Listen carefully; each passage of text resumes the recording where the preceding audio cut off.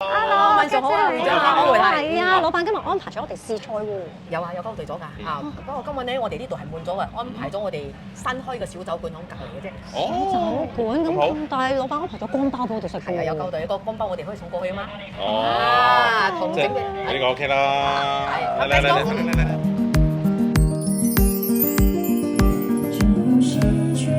其實聚小館就係聚私廚嘅新搞作，將精緻中菜加小酒館概念結合，呢個 concept 喺 KL 越嚟越流行㗎。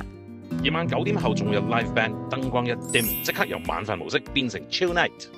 新年指定動作梗係先撈起撈個風生水起啦，用咗黃尾雕做魚生，另外竟配搭咗青辣椒、紫蘇葉同埋嚟自廣州嘅初榨純正花生油，再加埋個酸甘汁，鮮甜無比，勁清爽開胃啊！頭盤先嚟個用陳年黃酒浸泡嘅醉雞，呢味江浙滬名菜，雞皮爽滑 Q 彈，帶超濃嘅肇慶酒香，一啲都冇手軟㗎。我直頭可以當佢係今晚嘅 welcome drink 啊！哇！呢個不得了啊！蟹黃脆米餅真係爆高級數，超鮮甜，極濃郁，個米餅吸滿晒啲蟹黃，再加少少節醋，畫龍點睛，鮮味直接提升。呢個絕對係今晚第一個高潮位啊！麻婆豆腐你就食得多啦，用波士頓龍蝦做嘅，你又食過未呢？麻婆豆腐本身已經夠晒野味，師傅再用龍蝦肉提鮮，麻香鮮甜，味道估唔到咁夾㗎喎，忍唔住要嗌多碗飯一齊食啊！